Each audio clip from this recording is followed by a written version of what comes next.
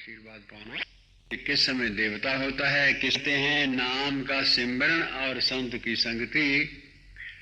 कहा है कि इसके बिना मनुष्य को पीस ऑफ माइंड नहीं मिल सकता है, क्योंकि ये जो आदमी के विचार हैं, विकार हैं, महाराज ने कहा है कि ये संयमी आदमी की नौका को भी जैसे तूफान खींच के किनारे पर ले जाता है, ऐसे ही ये विचार उसको खींच के ले जाते हैं।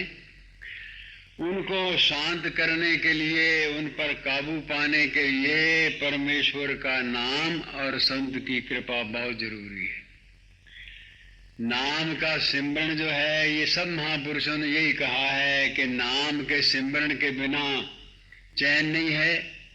तुलसीदास जी ने भी कहा है कि कलयुग केवल नाम आधारा और सिमर सिमर जन उतरे पारा। कलयुग में नाम का सिमरन जो है, यही आदमी को पार करने वाला है।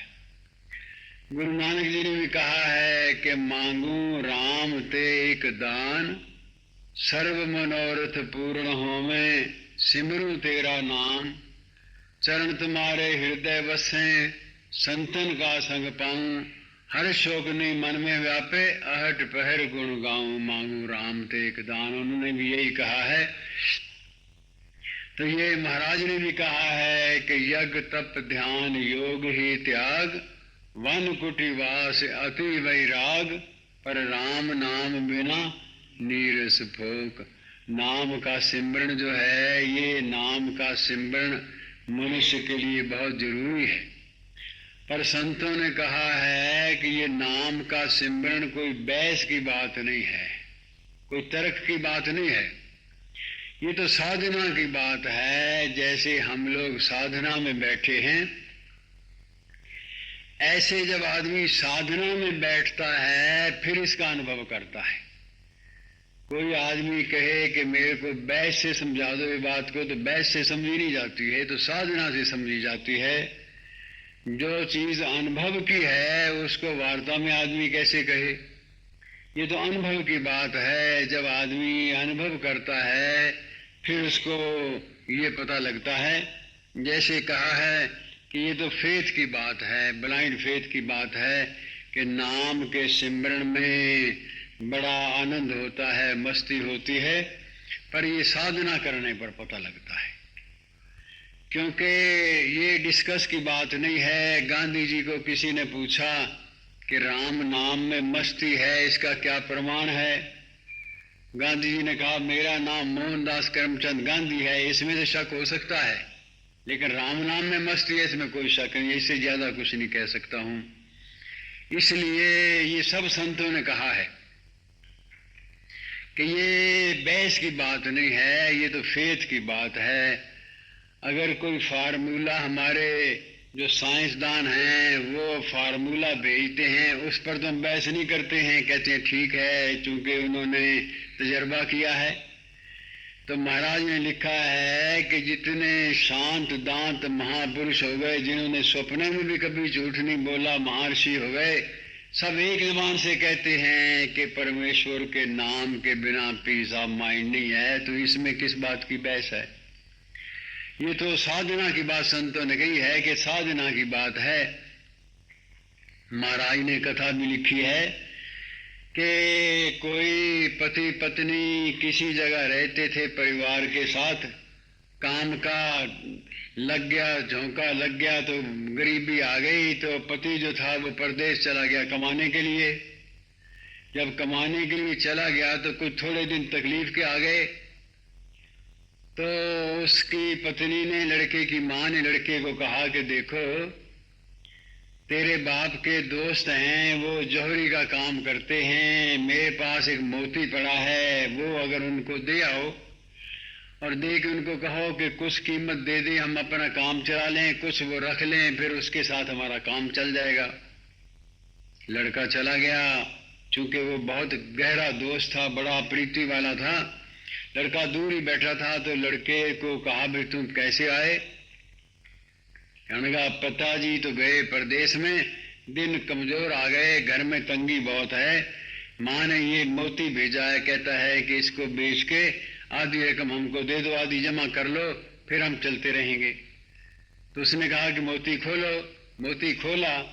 जब सारा मोती खोल लिया तो उसने कहा भाई लपेट ले। कहने के क्यों? कहने के ये बहुत कीमती है, आपको इसकी क्या जरूरत है?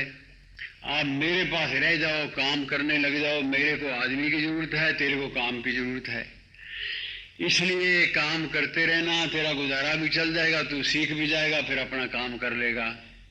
लड़का भी खुश हो गया, माँ को जाके कहा, वो भी खुश हो गई। लड़का काम तो मोती वापस ले गया, माँ को दे दिया, काम करने लग गया।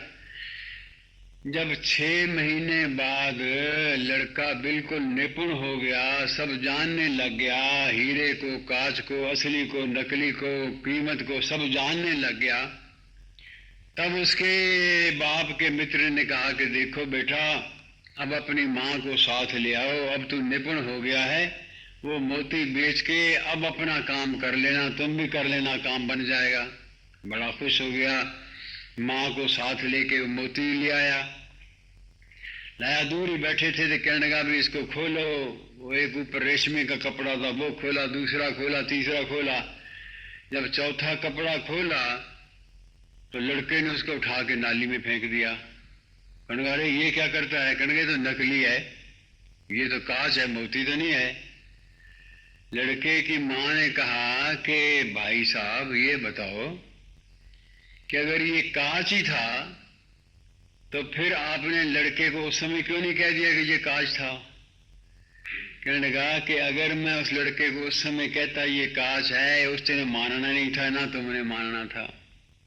तुमने यही कहना था कि मेरे साथ ठगी कर दी, दोस्त तो बाहर चला गया है, अब असली मोती को कांच बना दिया है, तो ये ठगी मेरे साथ कर दी। तो इसलिए मैंने नहीं कहा। अब 6 महीने तो मेरे पास रह गए, मेरे पास रहने के बाद तेरे को पता लग गया भाई कांच कौन सा होता है और असली मोती कौन सा होता है। तो महाराज ने कथा में लिखा है कि ऐसे ही हम लोग कांच को संभाले बैठे हैं, लपेट लपेट के, एक कपड़े में, दूसरे में, तीसरे में लपेट के बैठे हैं, और हम समझते हैं असली मोती है। लेकिन कोई आदमी कहे कि ये असली नहीं है तो कोई मानता ही नहीं। हो कहता जितना सुख हम ले रहे हैं, जितनी ऐश ले रहे हैं, जितना इनमें सुख है, कुछ भी नहीं है। लेकिन जब आदमी साधना में बैठता है फिर आदमी को पता लगता है कि हो, मैं तो कांच का मोती लपेट लपेट के ऐसे ही समय बर्बाद कर रहा था। इसलिए महाराज ने कहा है कि बिना साधना के आदमी को कांच का और हीरे का पता नहीं चलता है। कितना भी संत किसी को कहे, उपदेश करे कि देखो विषय विकारों से हट जाओ, लोभ मोह अहंकार से हट जाओ, ये चीजें साथ जाने वाली नहीं है। मात पिता बांधव सुत दारा, धन जन सजा जन सखा प्यारा, अंत काल दे सके न सहारा। ये सब कुछ नहीं है, पर कोई मानता नहीं है। कहते क्या पता, सुन लिया और चले गए, मानते नहीं है, वो समझते नहीं यही सब बढ़िया है। पर जब आदमी साधना में आता है तो जब वो सुख लेता है फिर उसको पता चलता है कि वो सुख तो नाशवान था, वो सुख तो फीका था जरूर, लेकिन वो ऐसा नहीं था साथ जाने वाला है। असली सुख यही है परमेश्वर के नाम का। जैसे कहा है कि भरथरी ने कि जो सुख देखा राम भजन में, देखा नहीं अमीरी में। जो राम नाम के भजन में सुख देखा है वो देखा नहीं है, क्योंकि आपने तो सुना ही है कि एक भरथरी जब भजन कर रहे थे तो नींद आने लगी। नींद तो आती है भजन में, तो नींद आने लगी, तब उन्होंने कहा है कि निंद्रा वाह घर जाइयो री, जागर राम नाम नहीं भावे। कहे भरथरी सुन री निंद्रा, यहाँ न तेरा वासा, राज छोड़ के ले फकीरी, राम मिलन की आशा, निद्रा वा घर जइयो रे। हरे राम।